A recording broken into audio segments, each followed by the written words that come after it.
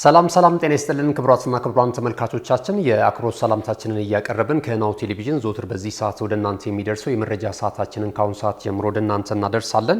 ለዛሬም እንደተለመደው የሀገር ቤትና የባህር ማዶ የተለያዩ ወቅታዊና አዳዲስ ስፖርታዊ መረጃዎችን ወደ እናንተ የምናደርስ ነው የሚሆነው። ጅማሯችንን የምናደርገው በኢትዮጵያ ፕሪሚየር ሊግ ይሆናል። የኢትዮጵያ ፕሪሚየር ሊግ የ2017 ዓ.ም የውድድር ዘመን የሻምፒዮናውን ክለብ ካሳወቀ በኋላ ላለመውረድ የሚደረገው ትንቅንቅ አሁንም የቀጠለበትን ሂደት እየተመለከትን እንገኛለን። የአንድ ሳምንት እድሜ ብቻ ቀርቶታል። የኢትዮጵያ ፕሪሚየር ሊግ የ2017 ዓ.ም የውድድር ዘመን ፍጻሜውን ሊያገኝ ማለት ነው። ይህንንም ተከትሎ እንግዲህ በክለቦች ላይ የጨዋታ መላቀቅ እንዳይኖር በተመሳሳይ ሰዓት በተለያዩ ስቴዲየሞች ጨዋታዎች እንዲደረጉ ሊግ ሼር ካምፓኒው እያደረገ ነው የሚገኘው። እንግዲህ ትላንት የተደረጉ የ35ኛ ሳምንት መርሃ ግብር ጨዋታዎች ነበሩ። ትላንት የተደረጉ ሁለት ጨዋታዎችን ስንመለከት ሐዋሳ ከተማ ባህር ዳር ከተማን 3-0 በሆነ ውጤት አሸንፏል። ትላንት በነበረው ጨዋታ ላይ እንግዲህ የአሊ ሱሌማን ትውልደ ኤርትራዊው የሐዋሳ ከተማው የፊት መስመር አጥቂ ሁለት ግቦችን ከመረብ ማሳረፍ ችሏል። በውድድር ዓመቱ ያስቆጠራቸውንም ግቦች እንደዚሁ ወደ 21 ከፍ ያደረገበትን አጋጣሚ መፍጠር ችሏል ማለት ነው። በተከታታይ ዓመት በኢትዮጵያ ፕሪሚየር ሊግ ላይ ማንጸባረቅ ከቻሉ የፊት መስመር ተጫዋቾች መካከል አንደኛው የሆነው አሊ ሱሌማን ዘንድሮም አስገራሚ ጉዞውን በማድረግ ላይ ነው የሚገኘው።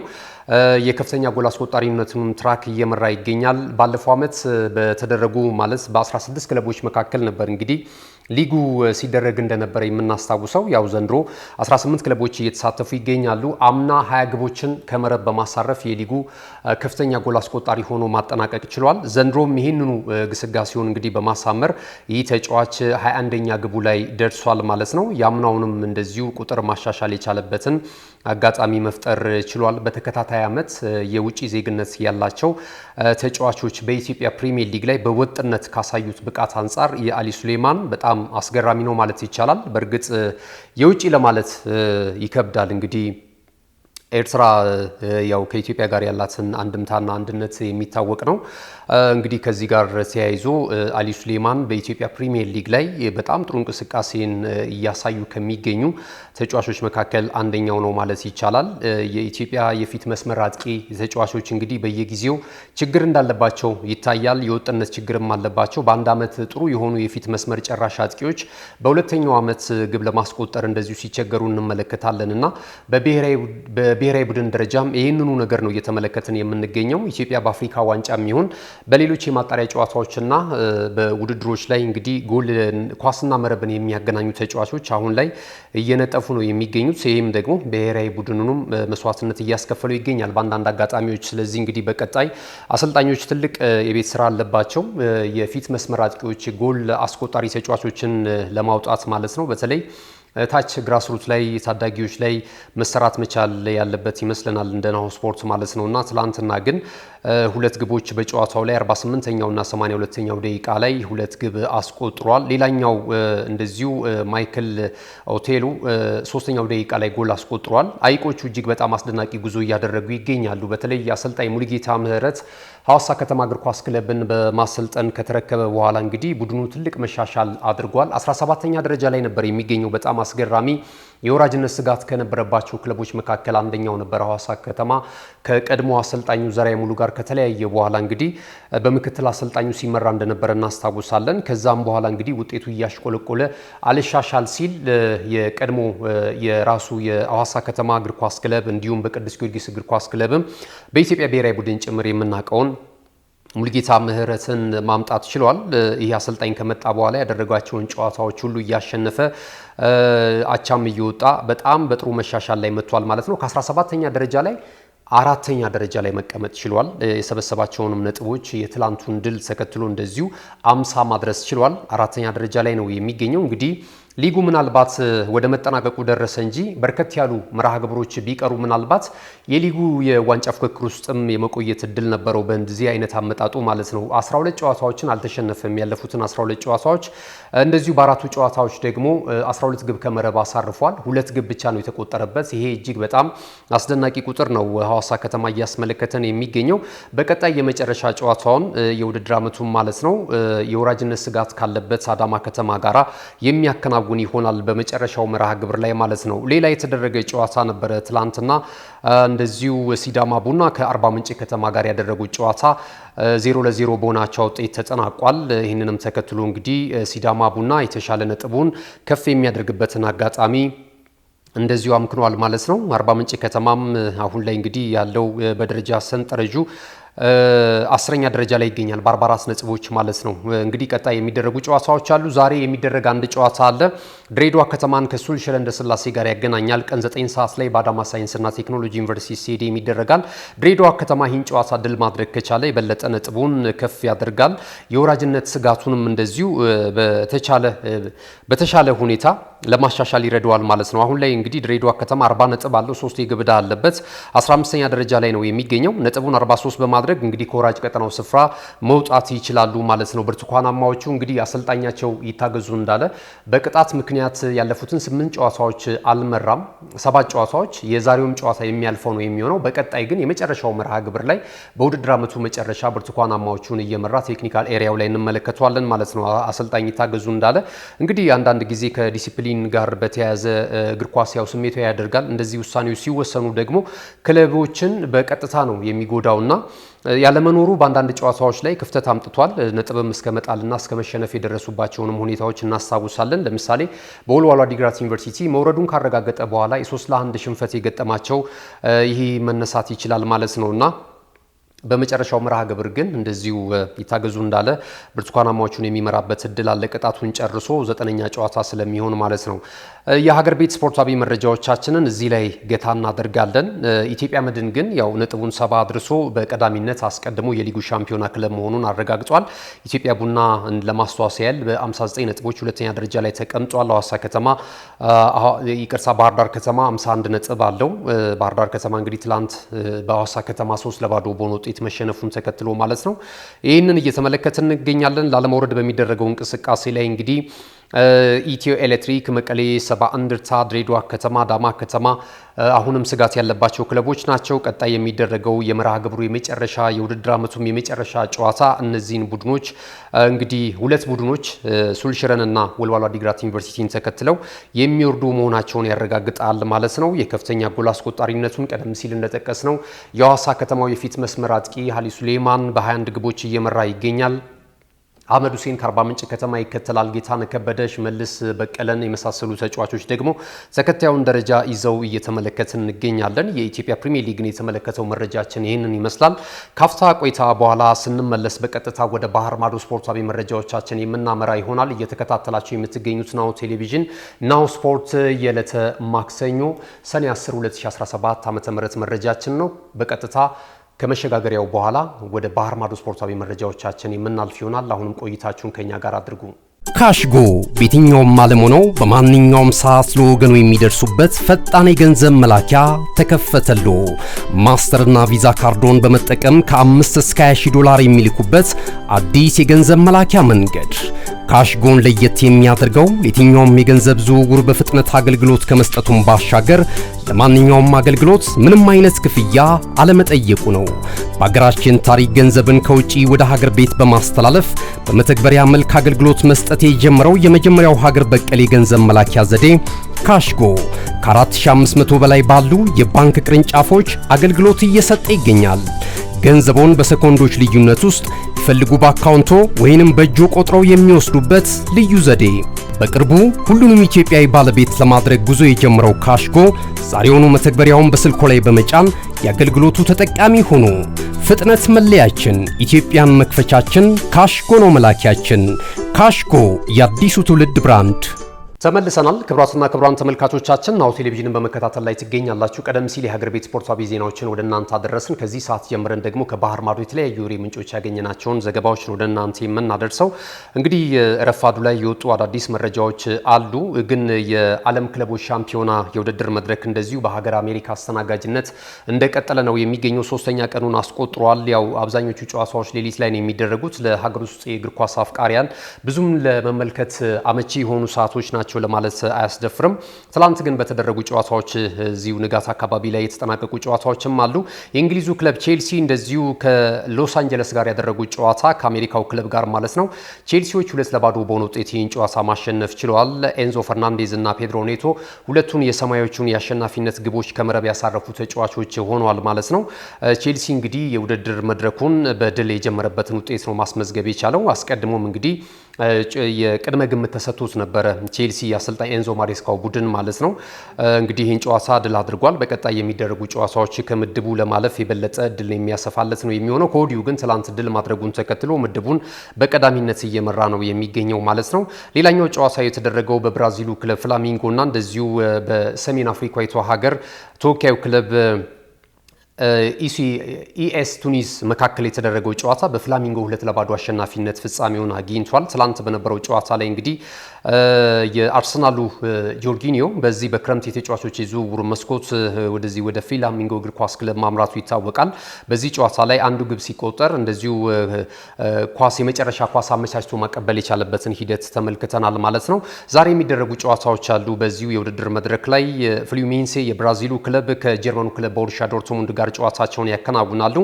የአርጀንቲናው ክለብ እንደዚሁ ሪቨር ፕሌት ከውሩዋ ሬድስ ጋር የሚያደርጉትም ጨዋታው ዛሬ በዓለም የክለቦች ሻምፒዮና የውድድር መድረክ ተጠባቂ ጨዋታዎች ናቸው ማለት ነው።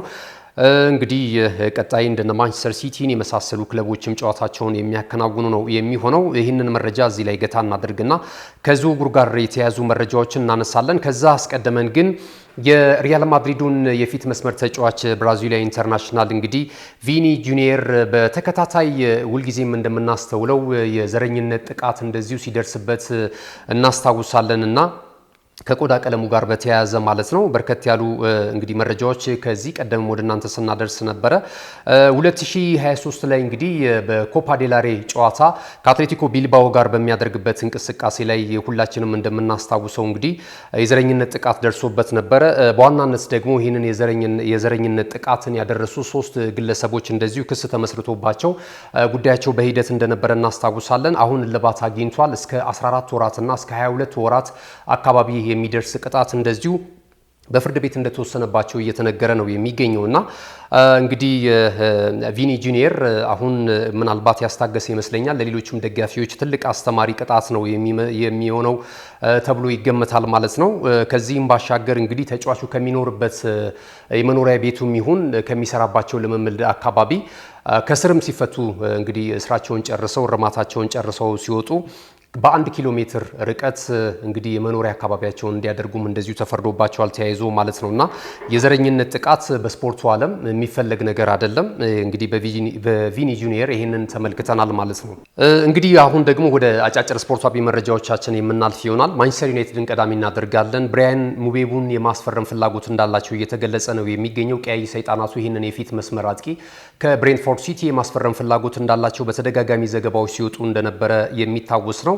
አሁን ላይ እንግዲህ ከሰሜን ለንደኑ ክለብ ቶተንሃም ሆትስፐርስ ጋር የዚህ ተጫዋች ስም እየተያያዘ ይገኛል። ምክንያቱም ደግሞ የብሬንትፎርድ ሲቲ አሰልጣኝ ቶማስ ፍራንክ ወደዚህ ወደ ሰሜን ለንደኑ ክለብ ቶተንሃም ሆትስፐርስ ማምራታቸው ይታወቃልና የቀድሞ ተጫዋቾቻቸውን ይዘው ወደ አዲሱ ክለባቸው ለማምራት እንደዚሁ እንቅስቃሴ እያደረጉ እንዳለ ይታወቃል። እስከ 60 ሚሊዮን ፓውንድ ድረስ ይፈልጋል ተብሏል ብሬንትፎርድ ሲቲ ለተጫዋቹ ዝውውር ማለት ነውና ከዚህ ጋር ተያይዞ ምናልባት ሌሎች አማራጮችንም ለማየት እየተመለከቱ ይገኛሉ። አንደኛው እንደዚሁ የአይንትራ ፍራንክፈርቱ የፊት መስመር ተጫዋች ኢጎ ኢኪቲኬ ነው። ይሄ በቡንደስሊጋው በጣም አስገራሚ እንቅስቃሴ እያደረገ የሚገኝ የ22 ዓመት የፈረንሳይ የፊት መስመር ተጫዋች ነውና የዚህን ተጫዋች ፊርማ ለማግኘት እንግዲህ በከፍተኛ ሁኔታ እየተንቀሳቀሱ እንዳለ የጀርመኑ ተነባቢው ጋዜጣ ቢልድ እንደዚሁ ይፋ አድርጓል ማለት ነው። ሌሎችም ክለቦች ግን ይፈልጉታል። ከዚህ ቀደም ከአርሰናል እና ከቼልሲ ጋር እንደዚሁ ይህ ተጫዋች ስሙ ሲያያዝ እንደነበረ ማስተዋስ ይቻላል። ዩናይትድ ጋር በተያያዘ ሌሎች መረጃዎች አሉ። ከዚሁ መረጃ ግን ሳንወጣ ዩናይትድ ከ70 እስከ 80 ሚሊዮን ፓውንድ ድረስ ምናልባት ለዚህ ተጫዋች የፊርማ ገንዘብ ሊከፍል ይችላል እየተባለ ነው የሚገኘው። ተጫዋቹም ከዚህ ቀደም ታዳጊ ሳለም የማንቸስተር ዩናይትድ እግር ኳስ ክለብ ቀንደኛ ደጋፊ እንደነበረ እንደዚሁ ሲናገር እንደነበረ እናስታውሳለን።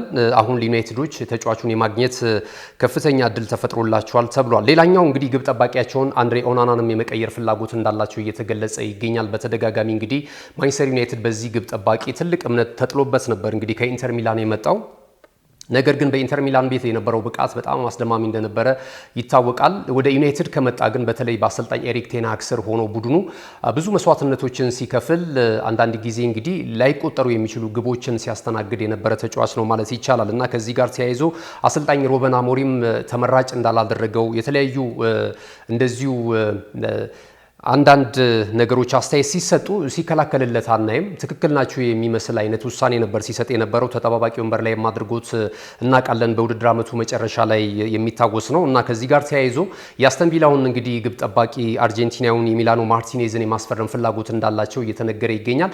የ30 ዓመቱ ግብ ጠባቂ እንግዲህ ወደ ዩናይትድ የማምራት ፍላጎትም እንዳለው እንደዚሁ እየተነገረ ነው የሚገኘው። ማንቸስተር ዩናይትድ ጋር በተያያዘ ያሉትን መረጃዎች እዚህ ላይ ገታ እናደርግ። እንግዲህ በቀጣይ የቪክቶር ኦሴሜኒንም ጉዳይ ቅርብ እየተከታተሉት እንዳለ እየተገለጸ ይገኛል። ንብረትነቱ እንግዲህ የናፖሊ እግር ኳስ ክለብ እንደሆነ ይታወቃል። ይህ ተጫዋች ከአላሊ ጋር ስሙ ሲያያዝ ነበር። አርሰናልም እንደዚሁም ቼልሲም ይህንን ተጫዋች ይፈልጉታል። በጋላታ ሰራይ በቱርኩ ክለብ ነበር ያለፈውን ዓመት ያሳለፈው። አሁን ደግሞ በቋሚነት መሸጥ ይፈልጋል ናፖሊ እግር ኳስ ክለብ ማለት ነው እና እንግዲህ ማንቸስተር ዩናይትድ አንደኛው የዚህ ተጫዋች ፈላጊ ሆኖ ብቅ ስለማለቱ እየተገለጸ ነው የሚገኘው ማለት ነው።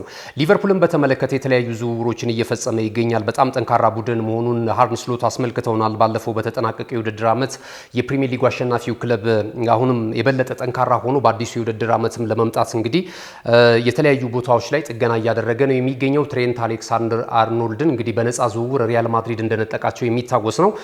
እዛ ቦታ ላይ ተጫዋች ማስፈረማቸውም ይታወቃል። አሁን ደግሞ እንደዚሁ የፍሎሪያን ዊርትዝን የፊርማ ስነ ስርዓት እስከ አርብ ድረስ ይጠናቀቃል ተብሏል። አጠቃላይ የሜዲካል ምርመራ ያደርጋል ተብሎ ነው እየተነገረ የሚገኘው።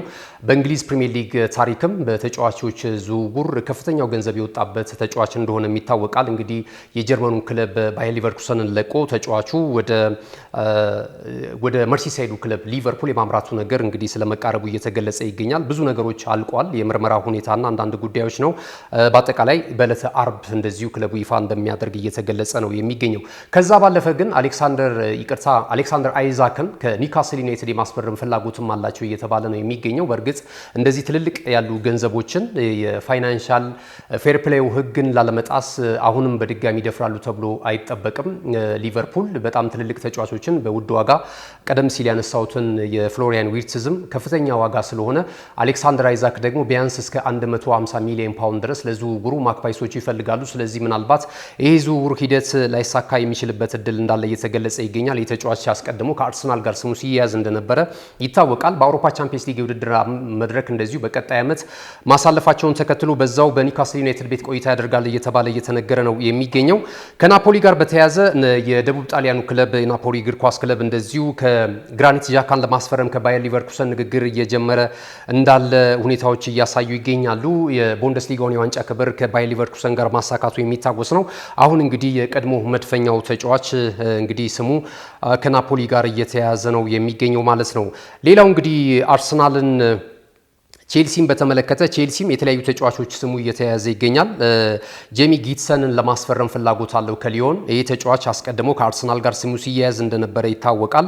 አሁን እንግዲህ ሰማያዎቹ የዚህን ተጫዋች ፊርማ ለማግኘት እንደዚሁ እንቅስቃሴ እንደጀመሩ እየተነገረ ይገኛል። ማሊክ ፎፋናንም እንደዚሁ ከሊዮን እግር ኳስ ክለብ ለማስፈረም ፍላጎት አላቸው። ይህ ተጫዋች እስከ 2028 ድረስ የውል ኮንትራቱ በሊዮን እንዳለው እየተነገረ ይገኛል።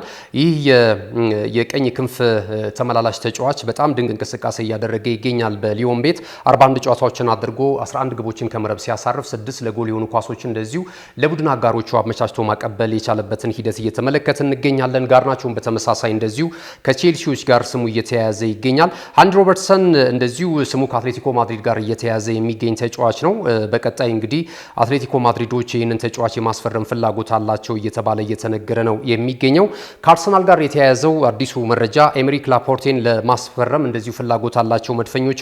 የቀድሞ የማንቸስተር ሲቲ ተጫዋች አሁን በሳውዲ ፕሮ ሊጉ ክለብ አልናስር እየተጫወተ እንደሚገኝ ይታወቃል። ከ27 እስከ 30 ሚሊዮን ፓውንድ ድረስ ከተጫዋቹ ዝውውር አልናስር ይፈልጋል ተብሏል። መድፈኞቹም የዚህን ተጫዋች ዝውውር እውን ለማድረግ በስፖርቲንግ ዳይሬክተሩ አንድሪያ ቤርታ አማካኝነት እንደዚሁ እንቅስቃሴ መጀመራቸው እየተገለጸ ነው የሚገኘው። አሁን ላይ ከአርሰናል ጋር የመጨረሻው መረጃ እናድርገውና ከአርሰናል ጋር የተያያዘው ሌላኛው መረጃ የሚሆነው ሮድሪጎን በተመለከተ ነው።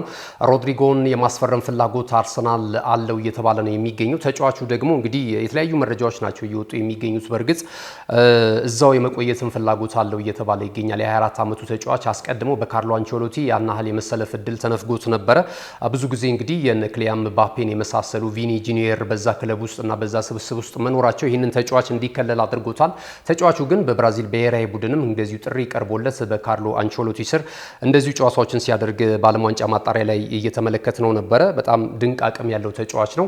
አርሰናል እንግዲህ መዳረሻው እንዲሆን እየተሰራ እንዳለ መረጃዎች እየጠቆሙ ነው የሚገኙት። ክቡራትና ክቡራን ተመልካቾቻችን ለዛሬ ለማክሰኞ የነበሩን ስፖርታዊ መረጃዎች ይህንን ይመስሉ ነበረ። ወቅታዊና አዳዲስ ሌሎች መረጃዎችን ይዘን በምሽቱ ስፖርት ዜና ወጃችን ላይ ወደ እናንተ የምናደርስ ይሆናል።